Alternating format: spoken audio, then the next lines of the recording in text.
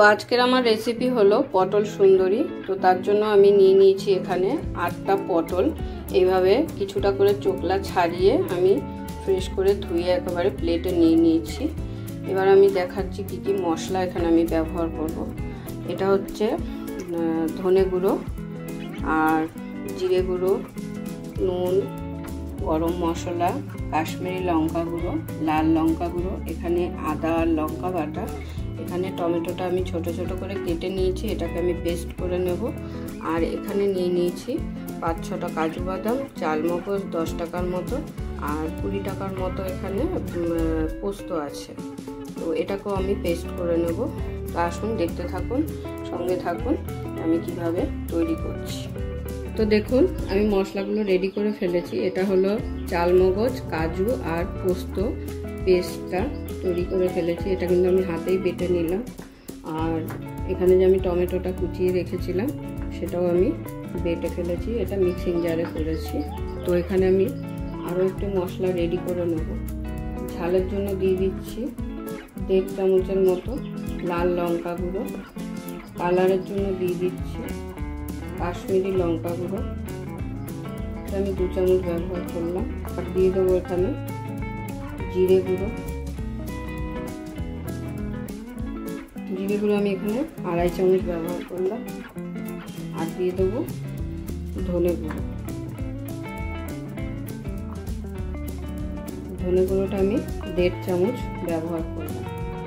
তো এবার এগুলোকে সব একসাথে আমি ভালো করে সামান্য জল দিয়ে মিশিয়ে নেব।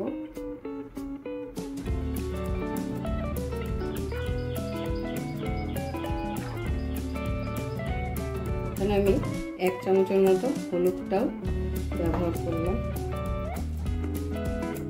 সব মশলা একদম রেডি। এবারে আমি পটলগুলোকে নুন হলুদ মাখিয়ে নেব আগে।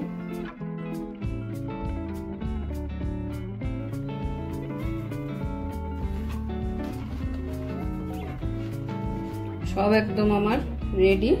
তো আসুন এবার আমি রান্নাটা শুরু করব। তো আমি কড়াই বসিয়ে দিয়েছি। এবার আমি প্রথমে কড়াটা গরম হয়ে গেলে তেল দিয়ে দেবো। তেল দিয়ে আমি আগে পটলগুলোকে ভালো করে ভেজে নেব। কড়াই আমার গরম হয়ে এসেছে। তো এবার আমি এখানে তেল দিয়ে দেবো। আমি এই রান্নাটা সর্ষের তেল দিয়ে করছি, আপনারা চাইলে এটা সাদা তেল দিয়েও করতে পারেন। তেল আমার গরম হয়ে গেছে। এবার আমি পটলগুলোকে আগে ভেজে নেব। কিছুটা সময় নিয়ে পটলগুলোকে একটু সুন্দর করে ভেজে নিতে হবে। তো আমার পটলগুলো ভাজা হয়ে গেছে। এবার আমি পটলগুলো তুলে নেব। এই যে পটলগুলো আমি সব সুন্দর করে এইভাবে ভেজে নিয়েছি। এবার আমি এখানে ফোড়নের জন্য দিয়ে দিচ্ছি 2টো তেজপাতা, 2টো শুকনো লঙ্কা আর 1 চামচের মতো গোটা জিরে। ফোড়নটা কিছুক্ষণ নেড়ে চেড়ে নিয়ে ফোড়নটা থেকে সেন্ট বেরিয়ে গেছে। এই স্টেজে আমি দিয়ে দেবো এখানে আমার টমেটো পেস্টটা। তার সাথে দিয়ে দেবো আদা ও কাঁচা লঙ্কা বাটা। এবার কিছুটা সময় নিয়ে এই মশলাটাকে আমি ভালো করে কষিয়ে নেব, যতক্ষণ না মশলাটা থেকে আমার তেল বেরোচ্ছে আর টমেটো, আদা, লঙ্কার কাঁচা গন্ধটা চলে যাচ্ছে, ততক্ষণ আমাকে এটা কষিয়ে নিতে হবে। টমেটোটা আমার ভাজা হয়ে গেছে। দেখুন সাইড দিয়ে তেল ছেড়ে গেছে। এই স্টেজে এবার আমি দিয়ে দেবো আমার রেডি করে রাখা মশলাটা, যেটা এখানে আমি ধনে গুঁড়ো, জিরে গুঁড়ো, শুকনো লঙ্কা গুঁড়ো আর কাশ্মীরি লঙ্কা গুঁড়ো ও হলুদ একসাথে দিয়ে আমি জল দিয়ে পেস্টটা রেডি করে রেখেছিলাম। এবার আমি এটা দিয়ে দেবো এখানে। এটা দিয়ে আমি এই বাটিটা ধুয়ে কিছুটা সামান্য জল দিয়ে দিলাম। তো এবারও আমাকে এই মশলাটাকে ভালো করে সুন্দর করে কষিয়ে নিতে হবে কিছু সময় ধরে। তো আমার এই মশলাটাও সুন্দরভাবে কষে এসেছে, গা দিয়ে তেল ছাড়তে শুরু করেছে আর জিরে আর ধনের একটা সুন্দর ফ্লেভার বেরিয়েছে। তো এই স্টেজে আমি এখন ব্যবহার করব আমার বেটে রাখা পেস্টটা, যেটা এখানে আছে কাজু বাদাম, মগজ আর পোস্ত। এটারও আমি বাটি ধুয়ে কিছুটা জল দিয়ে দিলাম, কারণ বাটির গায়ে অনেকটা মশলাই লেগেছিল। এবার মশলাটাকে আমার কন্টিনিউ নেড়ে যেতে হবে, কারণ এখানে বাদাম রয়েছে, নাহলে কড়াইতে লেগে যাওয়ার সম্ভাবনা থাকতে পারে। তো ওই জন্য কন্টিনিউয়াসলি নেড়ে যেতে হবে। কিছু সময় নেড়ে নেওয়ার পরে আমি এবার এখানে দিয়ে দেবো আমার ভেজে রাখা পটলগুলো।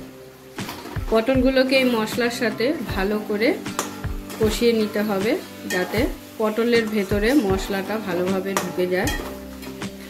খুবই সহজ পদ্ধতিতে এই রান্নাটা করা যায়। তো আপনারা চাইলে বাড়িতে অবশ্যই একবার ট্রাই করবেন। নিরামিষের দিনে এই পটলটা রান্না করে খেয়ে দেখবেন, খুবই স্বাদ লাগবে।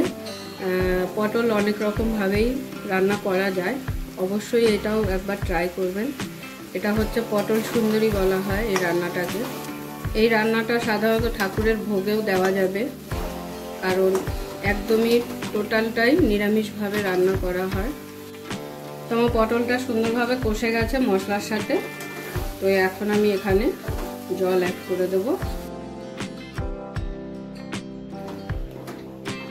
আজকের ভিডিওটি যদি আপনাদের ভালো লেগে থাকে তো অবশ্যই একটা লাইক দেবেন আর কমেন্টে জানাবেন যে আমার ভিডিও আপনাদের কেমন লাগছে। তো আমি খুবই তাতে খুশি হব।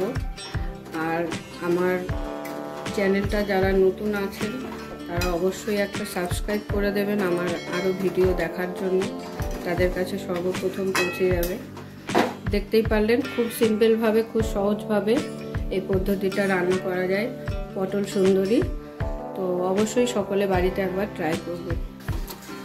তো দেখুন আমার পটল সুন্দরী একদম রেডি হয়ে গেছে। পটলের গা দিয়ে একদম তেল বেরাচ্ছে, খুব সুন্দর। তো এবার আমি সার্ভ করে ফেলবো প্লেটে। তো নামানোর আগে আমি দুটো জিনিস দিতে দেখাবো আপনাদের। এই সামান্য গরম মশলা 1 চামচের মতো ও একটু ঘি দিয়ে দেবো। যে কোনো নিরামিষ রান্নায় একটু ঘি ব্যবহার করলে সেই রান্নার স্বাদই পাল্টে দেয়। তো এখানে আমি 1 চামচের মতো ঘি দিয়ে দিয়েছি। এবারে আমি এগুলোকে একটু ভালো করে নেড়ে চেড়ে নিয়ে নামিয়ে ফেলব। আপনাদের যদি ভিডিওটা ভালো লেগে থাকে তাহলে অবশ্যই ভিডিওটা লাইক করবেন এবং এরকম আরও নতুন ভিডিও দেখার জন্য আমার চ্যানেলটা সাবস্ক্রাইব করে দেবেন।